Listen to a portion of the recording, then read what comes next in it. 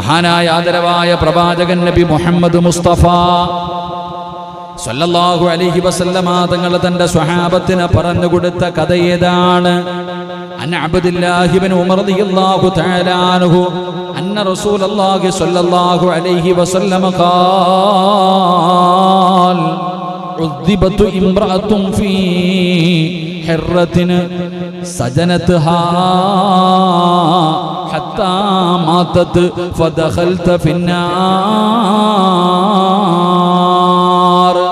അല്ലാഹുവിന്റെ പ്രവാചകൻ സല്ലല്ലാഹു അലൈഹി വസല്ലമ തങ്ങൾ തന്റെ സ്വഹാബത്തിന് പറഞ്ഞു കൊടുത്ത ഒരു കഥയാണ്. എന്റെ പ്രിയപ്പെട്ട സഹോദരങ്ങളും സഹോദരിമാരും മനസ്സിലാക്കുന്നതിന് വേണ്ടി ഒന്ന് ഓർമ്മപ്പെടുത്തുകയാണ്.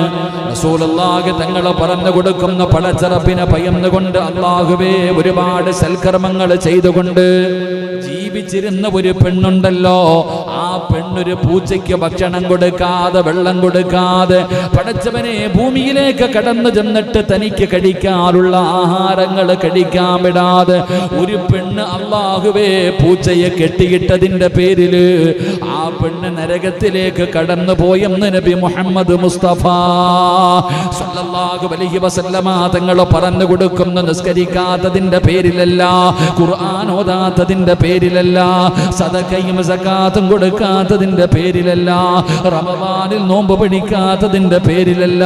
പടച്ചവനെ ഒരുപാട് സൽക്കർമ്മങ്ങൾ ചെയ്യുന്ന പെണ്ണായിരുന്നു, ഒരുപാട് നന്മകൾ ചെയ്യുന്ന പെണ്ണായിരുന്നു.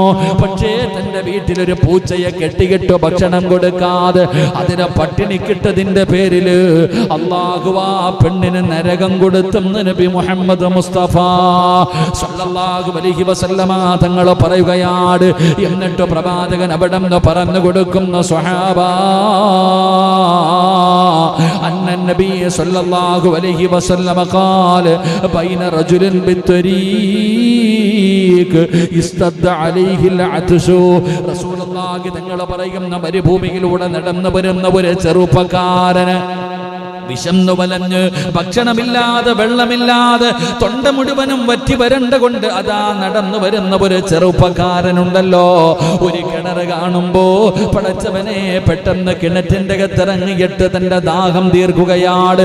ആവശ്യം വയറ് നിറയുന്നത് വരെ വെള്ളം കുടിക്കുകയാണ്. അത് കഴിഞ്ഞ് പടച്ചവനെ കിണറിന്റെ മുകളിലേക്ക് കയറി വരുമ്പോ ദാഹിച്ചിട്ട് വെള്ളം കുടിക്കാറില്ലാതെ ഒരു നായുണ്ടല്ലോ, അതിങ്ങനെ മണ്ണ് കപ്പുകയാണ്. അതിന് ദാഹം കൊണ്ടത് ചെയ്യുകയാണെന്ന് മനസ്സിലായപ്പോ തെറ്റുകൾ ചെയ്ത് നടന്നിരുന്ന ചെറുപ്പക്കാരൻ അല്ലാഹുവേ ഒരുപാട് പാപങ്ങൾ ജീവിതത്തിൽ ചെയ്തവനാണ്. പക്ഷേ ഒരു നായി വെള്ളത്തിന് വേണ്ടി കിടന്ന് പിടയുന്നത് കണ്ടപ്പോ കിണറ്റിന്റെ അകത്തേക്ക് ഇറങ്ങിയിട്ട് താൻ ധരിച്ചിരുന്ന ഷൂസിന്റെ അകത്തൽപ്പം വെള്ളമെടുത്തു കൊണ്ടുവന്ന് ആ നായിക്ക് കുടിക്കാൻ കൊടുത്തപ്പോ അല്ലാഹുവിന്റെ റസൂൽ അവിടെന്ന് പറയുകയാണ്, അല്ലാഹുവിന്റെ റസൂൽ അവിടെന്ന് പറയുന്നു, ആ നായിക്ക് ആ മനുഷ്യൻ വെള്ളം കൊടുത്തപ്പോ അല്ലാഹു ആ മനുഷ്യന് കൊടുത്ത പ്രതിഫലം എന്തെന്നറിയുമോ? ഫസഖാ ഖൽബാ ഫശകറല്ലാഹു ലഹു ഫഗഫറ ലഹു. അല്ലാഹുവിന്റെ പ്രവാചകൻ പറയുന്നു, ആ മനുഷ്യന്റെ പാപങ്ങൾ മുഴുവനും അല്ലാഹു പുറത്തു കൊടുക്കുകയാണ്. അല്ലാഹു ആ മനുഷ്യന്റെ പാപങ്ങൾ മുഴുവനും പുറത്തു കൊടുത്തു. അവന് സ്വർഗ്ഗത്തിന്റെ അവകാശിയാണ്. അല്ലാഹുവിന്റെ അനുഗ്രഹങ്ങൾ കൊണ്ട് നിറച്ച പാലരുവികളും തേനരുവികളും എടുക്കുന്ന പടച്ചറപ്പിന്റെ സ്വർഗമുണ്ടല്ലോ. ലോകത്ത് കടന്നു വന്ന 1,24,000 പരം വരുന്ന പ്രവാചകന്മാര്, അംബിയാ, മുർസലീങ്ങള്, ശുഹദാക്കള്, സഹാബത്ത്, താബീങ്ങള്, തബഉ താബീങ്ങള്, ഇമാമുമാര്, ഔലിയാക്കന്മാര്, സയ്യിദന്മാര്, ഹാഫിളീങ്ങള്, ആലിമീങ്ങള്, പണ്ഡിതന്മാര്, ഹജ്ജ് ചെയ്തവര്, നിസ്കരിച്ചവര്, ഖുർആൻ ഓതിയവര്, ഖുർആൻ പഠിച്ചവര്, അങ്ങനെ അല്ലാഹു ഇഷ്ടപ്പെട്ടവര് കടന്നു പോകുന്ന പടച്ചറപ്പിന്റെ സ്വർഗ്ഗത്തിലേക്ക് വിശന്നു വലഞ്ഞു കിടന്ന ഒരു നായിക്ക് കുടിക്കാൻ വെള്ളം കൊടുത്തപ്പോ ആ മനുഷ്യൻ അല്ലാഹു സ്വർഗ്ഗം കൊടുത്തെന്ന് നബി മുഹമ്മദ് മുസ്തഫ സല്ലല്ലാഹു അലൈഹി വസല്ലമ തങ്ങൾ പറയുമ്പോ സ്വഹാബത്ത് ചോദിക്കുകയാണ്, ഖാലൂ യാ റസൂലല്ലാഹ്, അല്ലാഹുവിന്റെ നബിയേ വഇന്ന ലനാ ഫിൽ ബഹായിമി ലഅജ്റാ. മുത്തുനബിയോട് ചോദിക്കുകയാണ്, നാൽക്കാലികൾക്ക് മൃഗങ്ങൾക്ക് നന്മ ചെയ്തതിന് പകരം പ്രതിഫലം കിട്ടുമോ? അള്ളാന്റെ റസൂല് പറയുകയാണ്, ഏത് കരളുള്ള ഏത് വസ്തുവിന് നിങ്ങൾ നന്മ ചെയ്താലും നിങ്ങൾക്ക് അതിന് പകരം പ്രതിഫലമുണ്ടെന്ന് നബി മുഹമ്മദ് മുസ്തഫ സല്ലല്ലാഹു അലൈഹി വസല്ലമ തങ്ങൾ പറയുകയാണ്. പ്രവാചകൻ പറഞ്ഞു കൊടുത്ത കഥ ഇതാണ്. അതുകൊണ്ട് എല്ലാ ജീവജാലങ്ങളോടും കരുണ കാണിക്കണം, എല്ലാവരോടും നിങ്ങൾ കരുണ കാണിക്കണം. എന്നിട്ട് പ്രവാചകൻ തന്റെ സ്വഹാബത്തിനോട് പറഞ്ഞു കൊടുക്കുകയാ, നബി ഹുറൈറ റളിയല്ലാഹു തആല അൻഹു അന്ന റസൂലുള്ളാഹി സ്വല്ലല്ലാഹു അലൈഹി വസല്ലം ഖാല ബൈനമാ റജുലുൻ യംശി ബിത്വരീഖ് വജദ ഹുസ്ന ശൗഖി ഫഅഖദു ഫസകറല്ലാഹു ലഹു ഫഗഫറ ലഹു. സ്വർഗ്ഗത്തെ കുറിച്ച് പറയുമ്പോ, സ്വർഗ്ഗത്തിന്റെ അനുഗ്രഹങ്ങളെ കുറിച്ച് പറയുമ്പോ, സ്വർഗ്ഗത്തിന്റെ പദവികളെ കുറിച്ച് പറയുമ്പോ എല്ലാവരും ചോദിക്കും, ഉസ്താദേ സ്വർഗ്ഗത്തിൽ ഞങ്ങൾക്ക് എങ്ങനെയാ പോകാൻ കഴിയുക? ഒരുപാട് നന്മകൾ ചെയ്തവർക്കല്ലേ പോകാൻ കഴിയൂ. എങ്കിലും മുത്തുനബി പറഞ്ഞു തരികയാണ്, ഒരു മനസ്സിന് സ്വർഗം കൊടുത്തത് എങ്ങനെയെന്നറിയുമോ? അല്ലാഹുവിന്റെ പ്രവാചകൻ അവിടെന്ന് പറയുകയാണ്, സ്വർഗത്തിലേക്ക് കടന്നുപോയ ഒരു ചെറുപ്പക്കാരന്റെ ചരിത്രം മുത്തുനബി പറഞ്ഞു കൊടുക്കുകയാ. ഏത് ചെറുപ്പക്കാരനെന്നറിയുമോ? അല്ലാഹുവിന്റെ റസൂൽ പറയുകയാണ്, ഒരു ചെറുപ്പക്കാരൻ വഴിയിലൂടെ നടന്നു പോകുമ്പോ, പടച്ചവനെ വഴിയിൽ കിടന്ന ജനങ്ങൾക്ക് ഉപദ്രവമുണ്ടാകാൻ സാധ്യതയുള്ള ഒരു കമ്പെടുത്തു മാറ്റിയതിന്റെ പേരില് അല്ലാഹു ആ മനുഷ്യന് സ്വർഗം കൊടുത്തെന്ന് നബി മുഹമ്മദ് മുസ്തഫ സല്ലല്ലാഹു അലൈഹി വസല്ലമ തങ്ങൾ പറഞ്ഞു കൊടുത്ത സ്വഹാബത്തിനോട് സ്വർഗത്തെക്കുറിച്ച് പറയുമ്പോൾ സഹാബികളൊക്കെ ഇങ്ങനെ അത്ഭുതപ്പെട്ടിരിക്കുക. പടച്ചോനെ, ഞങ്ങളൊക്കെ എങ്ങനെ ഇതിനകത്ത് പോകാം? ജീവിതത്തിൽ പോകാൻ ഒരു നന്മയും ചെയ്തു വെച്ചിട്ടില്ലല്ലോ. സഹാബത്തിനോട് പറഞ്ഞു കൊടുത്തു. വഴിയിലൂടെ നടന്നു പോയപ്പോ ജനങ്ങൾക്ക് ഉപദ്രവമായി കിടക്കുന്ന ഒരു കമ്പെടുത്ത് മാറ്റിയിട്ടൊരു മനുഷ്യൻ സ്വർഗത്തിൽ പോയി. അള്ളാഹു നമുക്ക് ഈമാൻ നൽകുമാറാകട്ടെ. ഇത്ര എളുപ്പമുള്ള കാര്യമാണ്, ഇത്ര സിമ്പിളല്ലേ?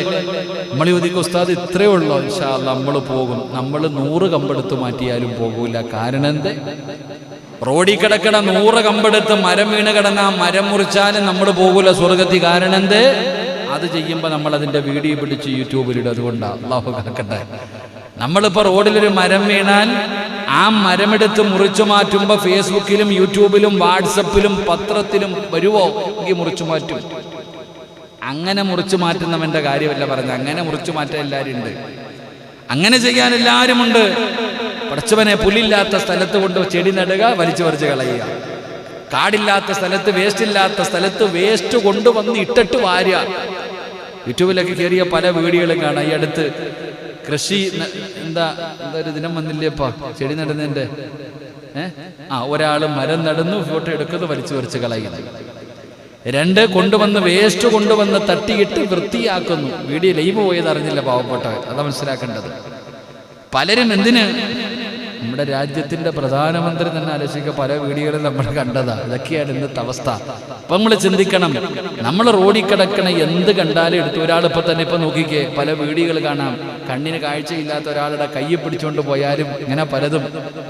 ഇതൊക്കെ അതുകൊണ്ട് റസൂലുള്ളാഹി സ്വല്ലല്ലാഹു അലൈഹി വസല്ലം തങ്ങൾ പറഞ്ഞു, ഇതാരും കാണണില്ല നീ കമ്പെടുത്ത് മാറ്റണത്. റോഡിൽ കിടക്കുന്ന ഒരു കല്ലെടുത്ത് മാറ്റുന്നത് ആരും കാണുന്നില്ല. അള്ളാഹുവിന്റെ തൃപ്തി കരുതിയിട്ടാണ് നീ ചെയ്യേണ്ടത്. ഫോട്ടോയുമില്ല, വാട്സപ്പുമില്ല, ഫേസ്ബുക്കുമില്ല, ഒന്നുമില്ല. അങ്ങനെ ചെയ്യുമ്പോഴാണ് എൻ്റെ പ്രിയപ്പെട്ട സഹോദരങ്ങൾ, അങ്ങനെ ചെയ്യുമ്പോഴാണ് അള്ളാഹുവിന്റെ തൃപ്തി ലഭിക്കുക. അപ്പോഴാ സ്വർഗത്തിൽ പോകാം. അള്ളാഹു ഭാഗ്യം നൽകുമാറാകട്ടെ. നിങ്ങളെയൊന്നും പറഞ്ഞില്ല, നിങ്ങളൊക്കെ ഫോട്ടോ എടുക്കേണ്ട ആൾക്കാരാ, കാരണം പഞ്ചായത്തിൻ്റെ ആൾക്കാരായതുകൊണ്ട് കേട്ടാ. ഇൻഷാ അല്ലാഹ്.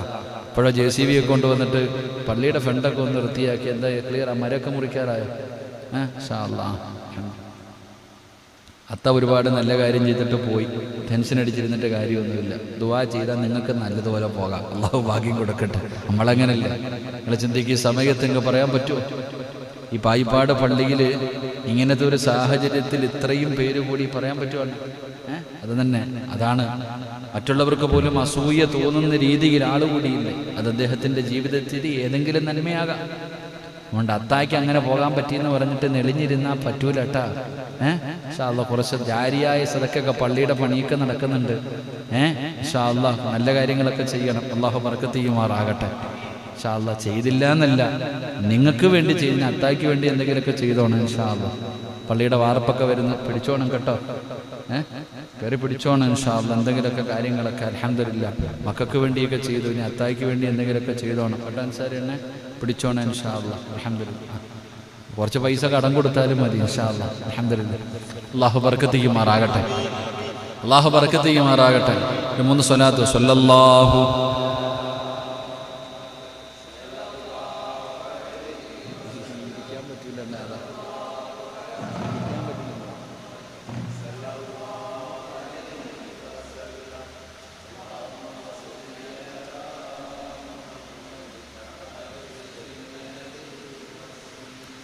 അല്ലാഹു സ്വീകരിക്കുമാറാകട്ടെ. എൻ്റെ പ്രിയപ്പെട്ട സഹോദരങ്ങളെ, മഹാനായ നബി മുഹമ്മദ് മുസ്തഫ സല്ലല്ലാഹു അലൈഹി വസല്ലമ തങ്ങൾ പറഞ്ഞു, 3-ാമത്തെ ചരിത്രം. അല്ലാഹുവിൻ്റെ പ്രവാചകൻ സല്ലല്ലാഹു അലൈഹി വസല്ലമ തങ്ങൾ പറയുന്നു, അല്ലാഹു സ്നേഹിക്കുന്ന ഒരു മനുഷ്യനെ കുറിച്ച് സ്വഹാബത്തിനോട് അല്ലാഹുവിന്റെ റസൂല് പറഞ്ഞു കൊടുക്കുകയാണ്, അല്ലാഹു നമ്മളെ ഇഷ്ടപ്പെടും സ്വഹാബ. അല്ലാഹു നമ്മളെ ഇഷ്ടപ്പെടുകയാണ്. ഈ ലോകത്തിന്റെ അധിപനായ, ഈ പ്രപഞ്ചം മുഴുവനും അടക്കി ഭരിക്കുന്ന രാജാതിരാജനായ പടച്ച റബ്ബ് നമ്മളെ ഇഷ്ടപ്പെടുകയാണ്. എപ്പോഴാണ് അല്ലാഹു നമ്മളെ ഇഷ്ടപ്പെടുന്നത്?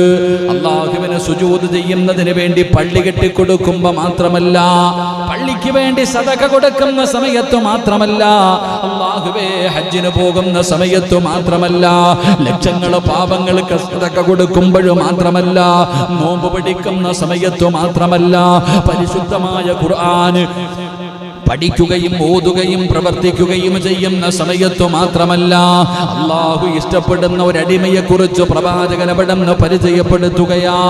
അല്ലാഹു സ്നേഹിക്കണോ, അല്ലാഹു ഇഷ്ടപ്പെടണോ? മഹാനായ നബി മുഹമ്മദ് മുസ്തഫ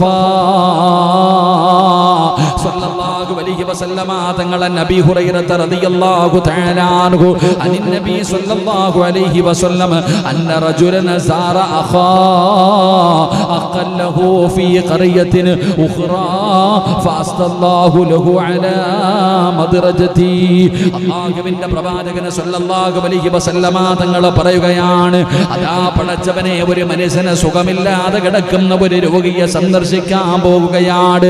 തന്റെ കുടുംബക്കാരനാകട്ടെ കൂട്ടുകാരനാകട്ടെ, അല്ലാഹു ഇഷ്ടപ്പെടുന്ന ഒരു മനുഷ്യനാരെന്നറിയുമോ?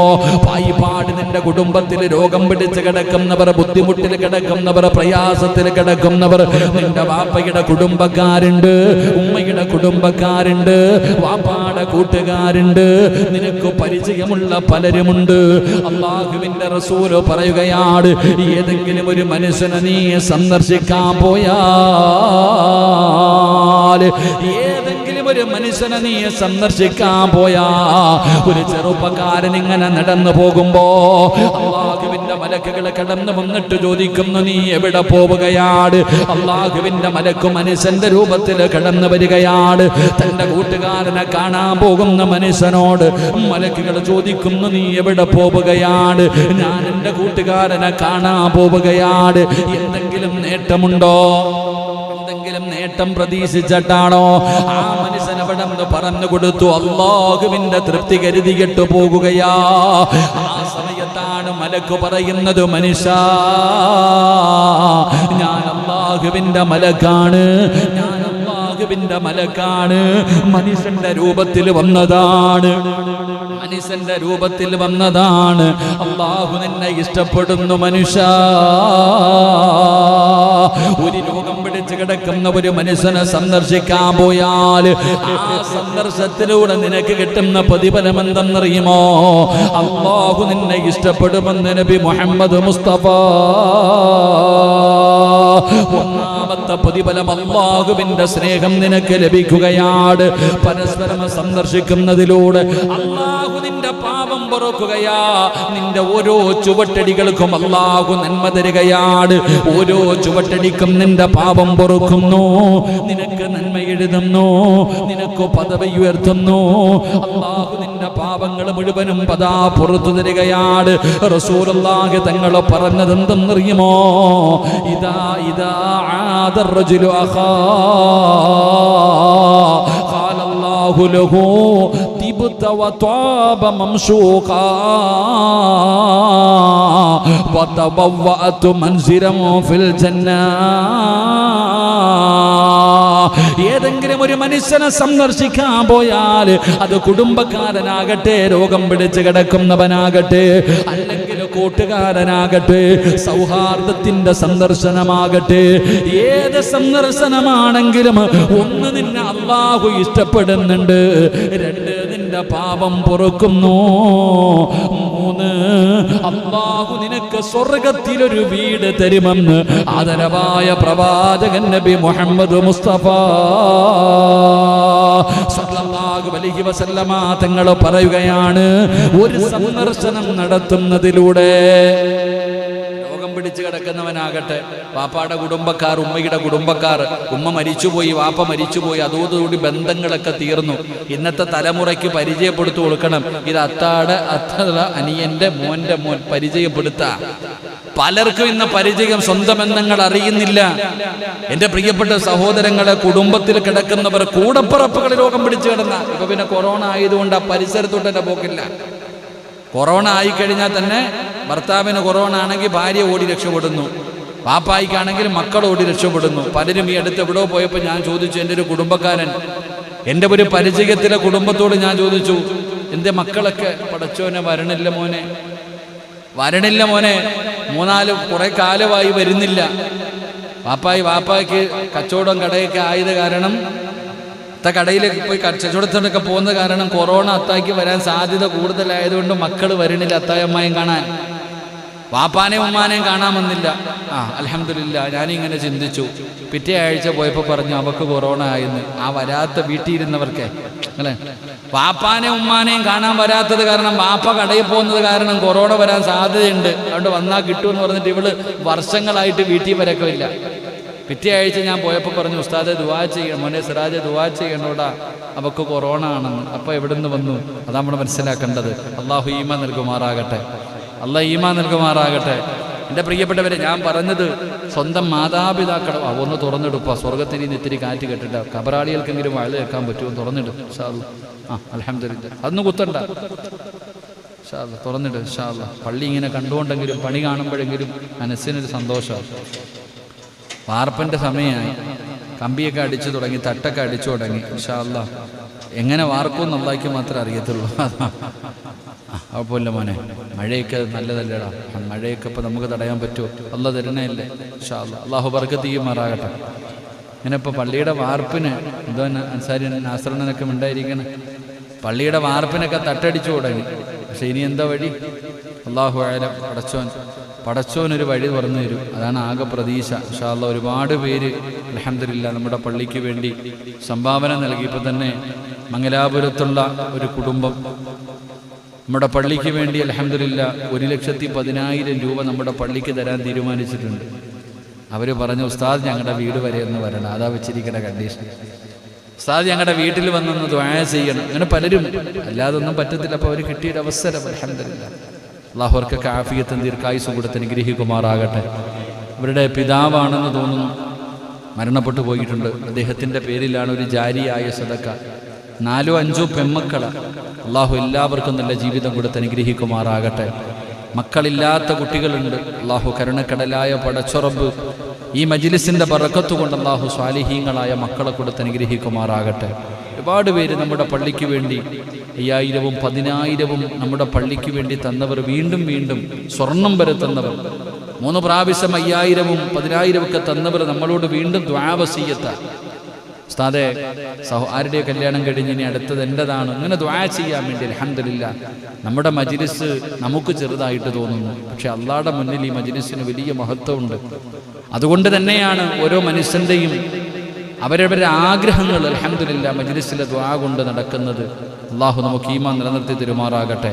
അതുകൊണ്ട് ഞാൻ പറഞ്ഞു വന്നത്, രോഗ സന്ദർശനം നടത്തുക, കുടുംബ സന്ദർശനം നടത്തുക, സൗഹാർദ്ദ സന്ദർശനമൊക്കെ നടത്തുക. ഇനിയിപ്പോൾ പായിപ്പാട് പള്ളിയിൽ നിന്ന് എല്ലാവരും സന്ദർശനം നടത്താൻ സമയമായി. ഇത് അടക്കണമെങ്കിൽ പായിപ്പാട് മുഴുവനും ഒന്ന് സന്ദർശനം നടത്തണം, എങ്കിലേ നടക്കത്തുള്ളൂ ഇൻഷാ അല്ലാഹ്.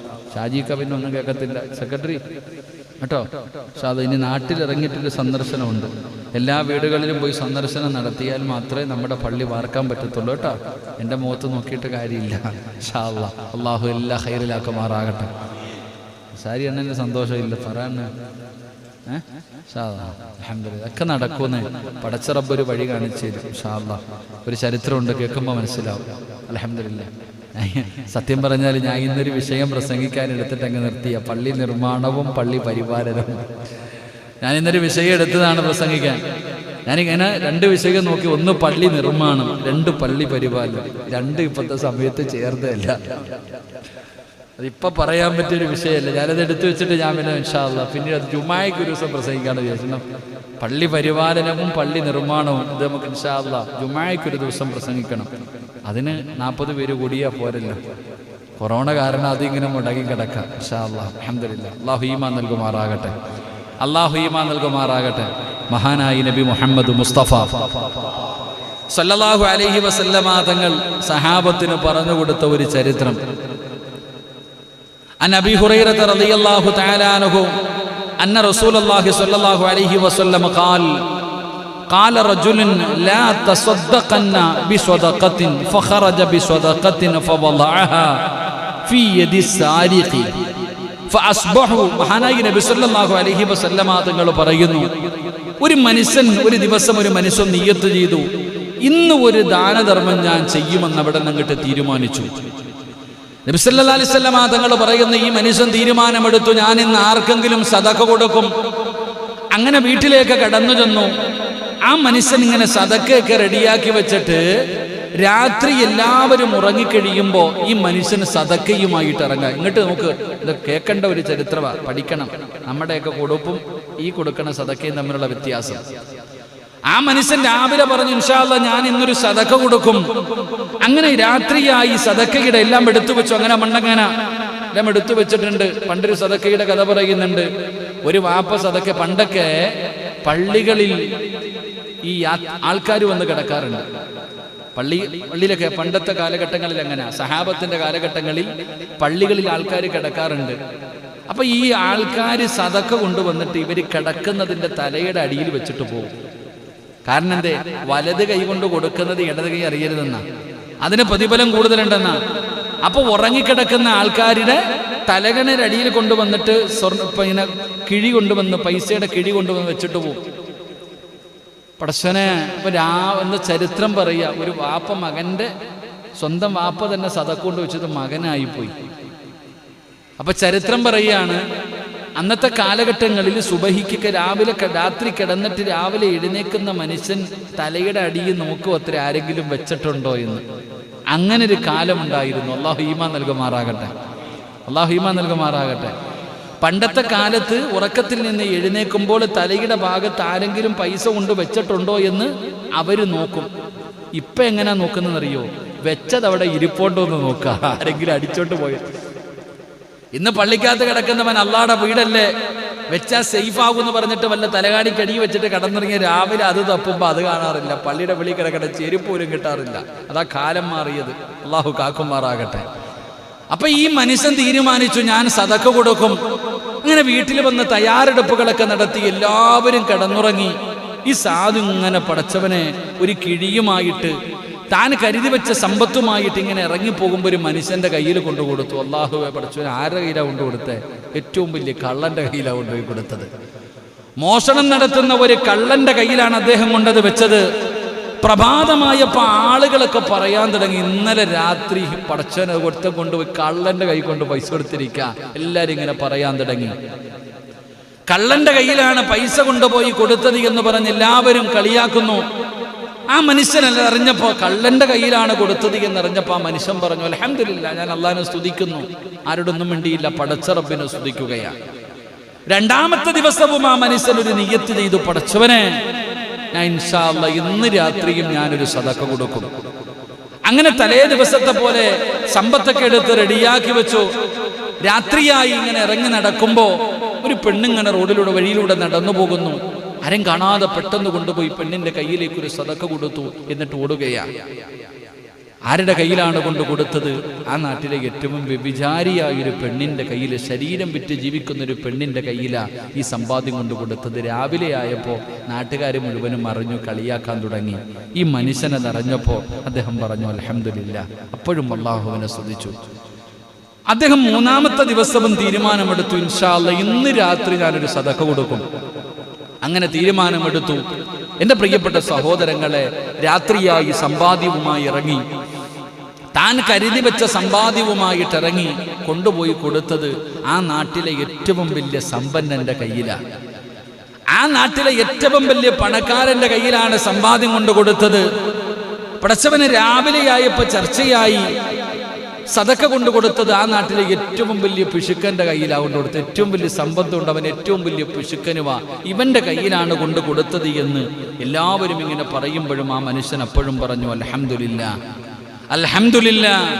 എന്റെ പ്രിയപ്പെട്ടവരെ, ആ മനുഷ്യനൊരു കുറ്റബോധമുണ്ടായില്ല. ആ മനുഷ്യനപടം അല്ലാഹുവിനെ സ്തുതിക്കുകയാണ്. ആ മനുഷ്യനപടം പടച്ച റബ്ബിനെ സ്തുതിക്കുകയാണ്. എന്റെ പ്രിയപ്പെട്ടവരെ, ചരിത്രം അവിടം പറഞ്ഞു തരികയാ. ആ കള്ളനായ മനുഷ്യനവിടം ചിന്തിച്ചു, അല്ലാ, ഒരു നേരത്തെ അന്നത്തിന് വേണ്ടിയാണല്ലോ ഞാൻ മോഷ്ടിക്കാൻ പോകുന്നത്. ഞാൻ കള്ളത്തരം കാണിക്കുന്നത് പടച്ചവനെ ഭക്ഷണത്തിന് വേണ്ടിയാണല്ലോ. എന്തിനാ അല്ലാ എന്റെ കയ്യിൽ ഇങ്ങോട്ട് കൊണ്ടു തന്നല്ലോ. ഈ പാവപ്പെട്ടവനായ മോഷണം നടത്തുന്നവനായ എന്റെ കയ്യിലേക്ക് അതാ ഒരു മനുഷ്യനെ സമ്പത്ത് ഇങ്ങോട്ട് കൊണ്ടുവന്ന് തന്നല്ലോ. അൽഹംദുലില്ലാ. അപ്പൊ അങ്ങനെ ഒരു റബ്ബുണ്ടല്ലോ, ഇനി എന്തിനാ ഞാൻ മോഷണം നടത്തുന്നത്? പടച്ചവനെ, ആ മനുഷ്യനപടന്ന് വിശ്വാസിയായി മാറുകയാണ്. ആ പാതിരാത്രി തന്റെ കയ്യിലേക്ക് സമ്പത്ത് കൊണ്ട് കൊടുത്തപ്പോ, ഇതിനു വേണ്ടിയാണ് ഞാൻ വീട് തുറന്നുകൊണ്ട് കയറുന്നത്, അനുവാദമില്ലാതെ പതാ പിടിച്ചു പറിക്കുന്നതിന് വേണ്ടി പോകുന്നത്, ഇത് ശരിയല്ലല്ലോ. എന്റെ പ്രിയപ്പെട്ടവരെ, ആ കള്ളനായ മനുഷ്യന് ആ സദഖ തന്റെ കയ്യിൽ കൊണ്ടുവന്നു കൊടുത്ത നന്മ കണ്ടിട്ട് ആ മനുഷ്യനതാ പടച്ച റബ്ബേ മോഷണമൊക്കെ നിർത്തുകയാണ്. അവിടുന്ന് നന്നാവുകയാണ്, അവിടുന്ന് നല്ല മനുഷ്യനാവുകയാണ്. ഹറാമുകൾ വലിച്ചെറിഞ്ഞു, ഹറാമുകൾ വലിച്ചെറിഞ്ഞു, ഹലാല് ഭക്ഷിക്കാൻ തുടങ്ങുകയാണ്. മുത്തുനബി പറയുന്നു, രണ്ട് വ്യഭിചാരിയായ പെണ്ണ് ചിന്തിക്കുന്നു, അല്ലാ, ശരീരം വിറ്റിട്ട് ജീവിക്കുന്നത് എന്തിനാ അല്ലാ? ഞാൻ ജീവിക്കാനല്ലേ ഈ പണി ചെയ്യുന്നത്? എന്റെ കയ്യിലേക്ക് സമ്പത്ത് കൊണ്ടുവച്ചല്ലോ അല്ലാഹുവേ. ആ പടച്ച റബ്ബിന് ഉണ്ടെങ്കിൽ ഞാൻ എന്തിനാ ഭയപ്പെടുന്നത്? അവിടുന്ന് വൃത്തികെട്ട സ്വഭാവങ്ങൾ മുഴുവനും മാറ്റുകയാണ്. അവിടുന്ന് മോശമായ സ്വഭാവം മാറ്റി